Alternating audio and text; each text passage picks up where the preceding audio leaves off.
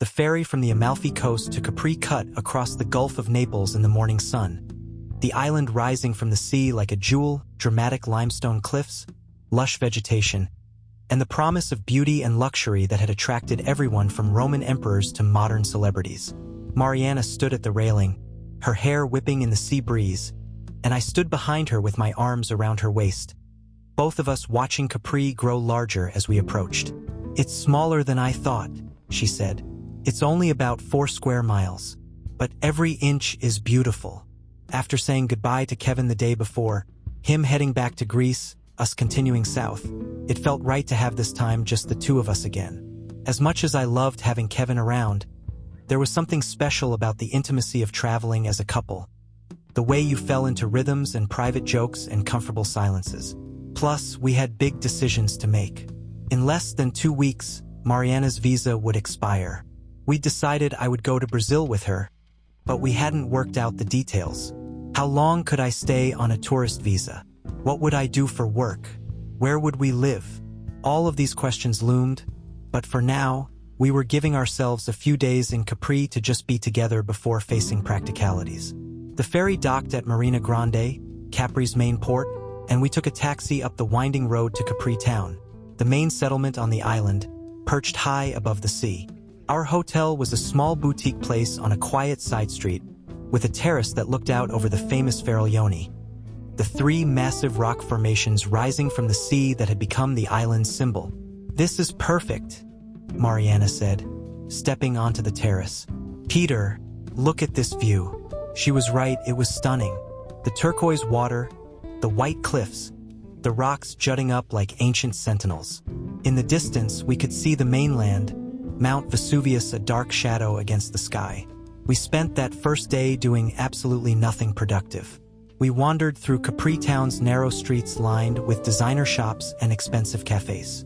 We had lunch at a small restaurant where the waiter insisted we try the local specialty, Insalata Capris, which according to him had been invented right here on the island.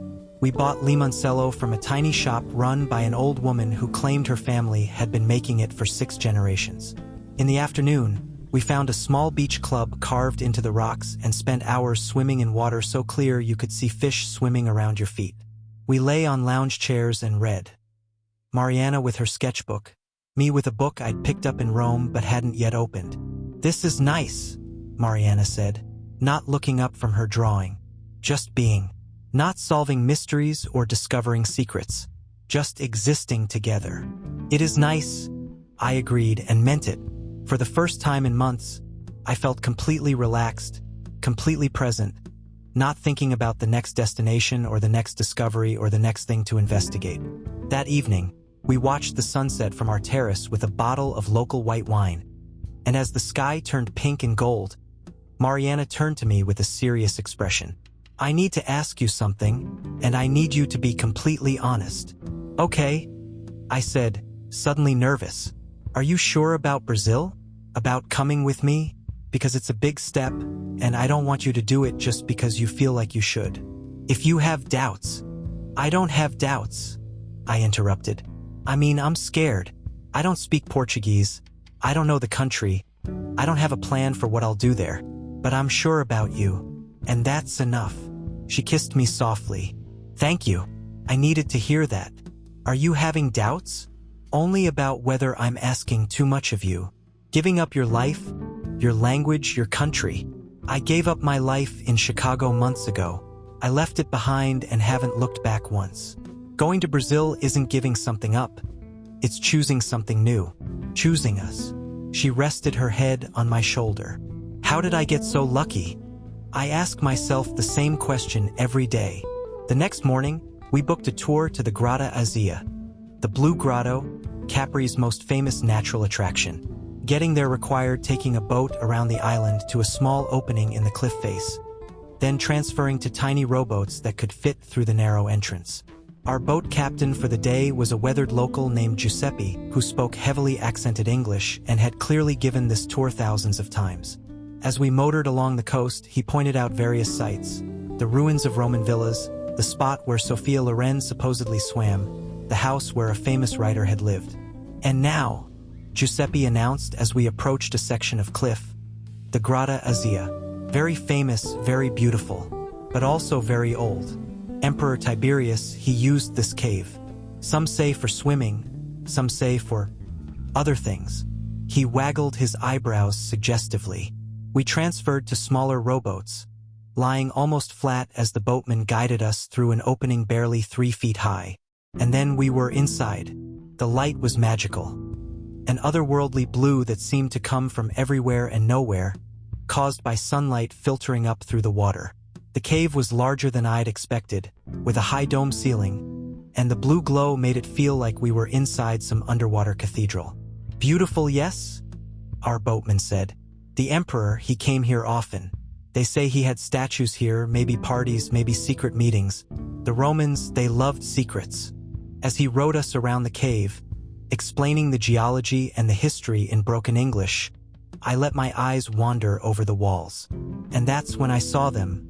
Markings in the rock, above the waterline where centuries of waves couldn't reach them. Not natural formations, but deliberate carvings. Symbols.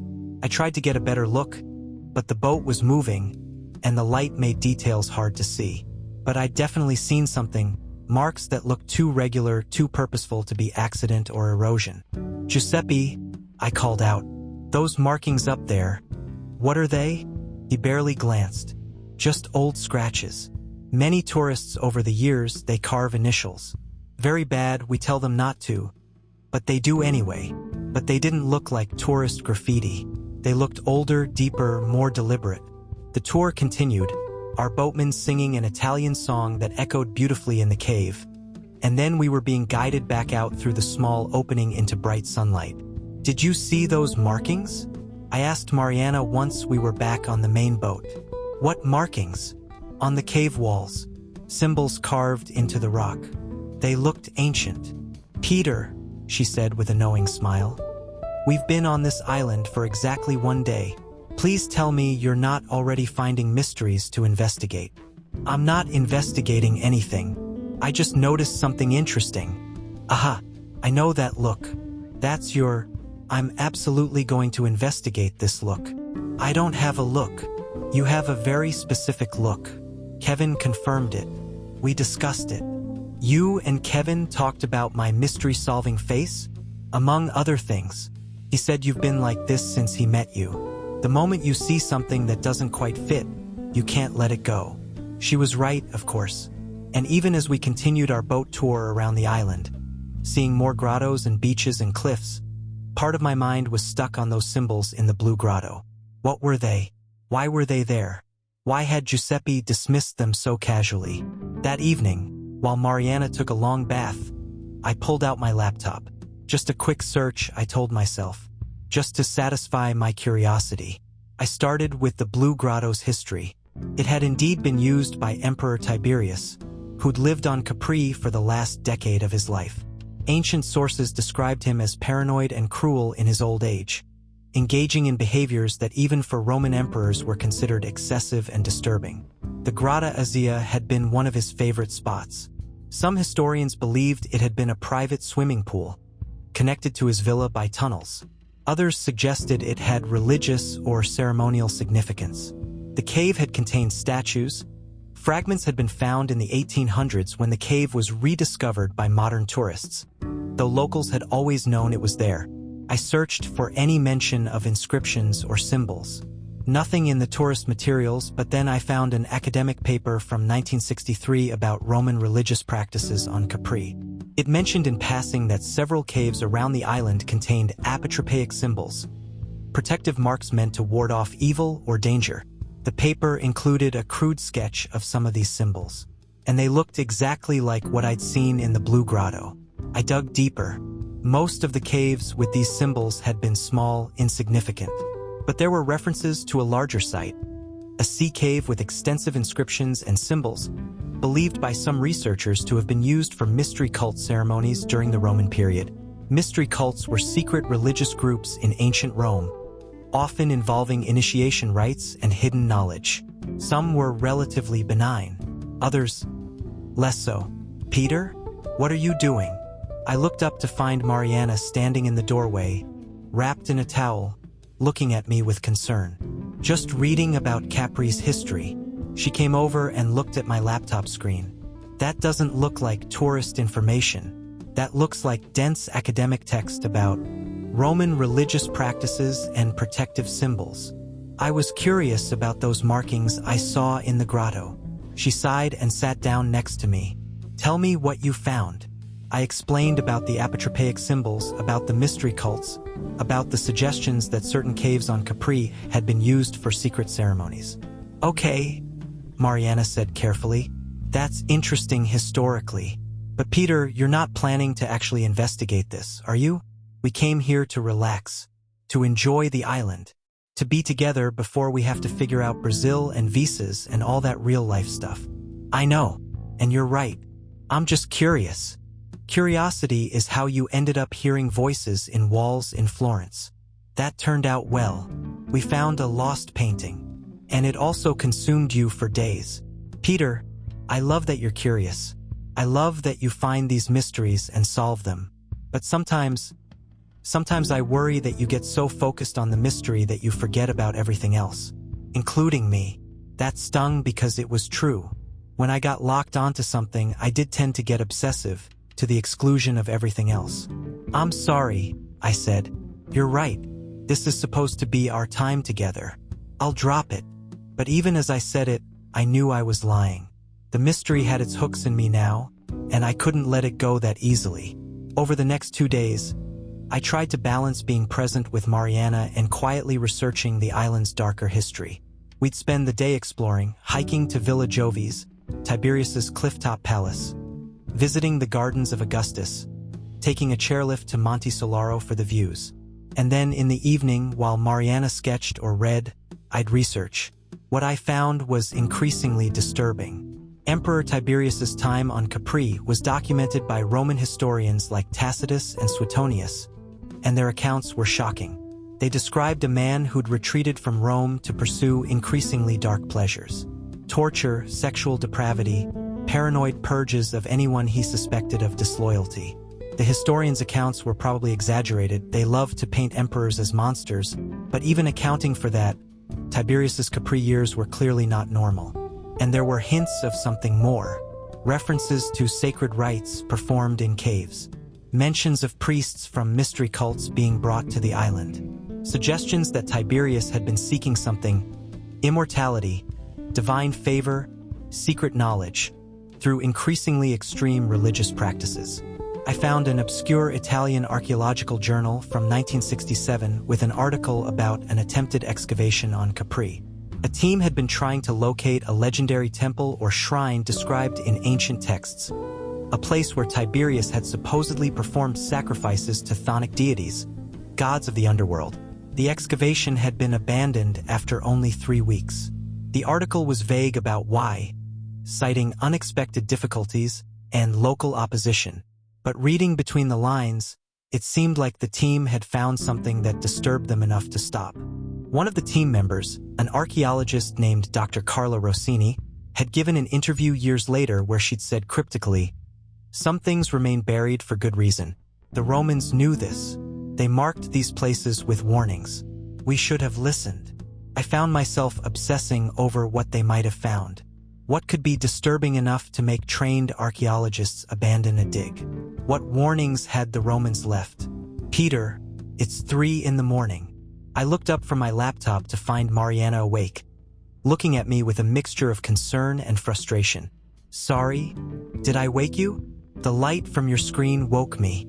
How long have you been up? I don't know. An hour maybe? It's been 3 hours. I woke up at midnight and you were already on your laptop. It's 3 a.m. now. I looked at the time on my screen. She was right. I'm sorry. I just got caught up reading. About the Roman temple. About the mystery cult. About Emperor Tiberius and his supposed dark rituals. Peter, you said you were going to drop this. I tried. I really did. But there's something here, Mariana. Something significant that people have been trying to keep hidden for centuries. Or, she said, her voice sharp, there's nothing. Just stories and legends and academic speculation. And you're choosing to obsess over it instead of being present with me. That's not fair. I've been with you every day. Your body has been with me. Your mind has been in Roman caves and underground temples. When was the last time we had a conversation that didn't somehow turn to this island's history? I started to protest, then realized I couldn't remember. The past 2 days had been consumed by my research, even when I was trying to hide it. I'm sorry, I said quietly. You're right. I've been obsessed. Why? She asked, and there was real pain in her voice. Why can't you just enjoy something beautiful without needing to dig into its dark corners? Why can't we just have a nice vacation on a beautiful island without you hunting for secrets? I don't know, I admitted. It's like, when I see something that doesn't fit, something unexplained, I can't ignore it. My brain won't let me. I have to understand, have to solve it. Even if it costs you something important? What do you mean? She sat down on the bed, pulling her knees to her chest. Peter, in 2 weeks I have to go back to Brazil. We have 2 weeks left of this, of traveling together, of being in Europe, of this chapter of our lives. And you're spending it staring at a laptop screen in the middle of the night, chasing ghosts and legends instead of being with me. The words hit me like a punch. She was right. Absolutely, completely right. We have so little time left, she continued, her voice breaking slightly. And I'm trying to memorize everything. The way you look in the morning light, the sound of your laugh, what it feels like to fall asleep next to you. I'm trying to store up these memories because I'm terrified of what happens when we're in Brazil and reality sets in. And you're researching Roman emperors and underground temples. I closed my laptop and went to sit next to her on the bed. I'm so sorry. You're absolutely right. I've been an idiot. You're not an idiot. You're just you. And I love who you are. But Peter, not everything needs to be solved. Not every mystery needs to be investigated. Sometimes, things are better left alone. What if there really is something down there? What if the Romans were warning about something that's still there, still dangerous? Then let it stay there, she said with sudden intensity. Let it stay buried. Let someone else worry about it. Let the mystery remain a mystery. Choose me, Peter. Choose us. Choose these 2 weeks we have left together over some ancient secret that's been fine staying hidden for 2,000 years. I looked at her, really looked at her.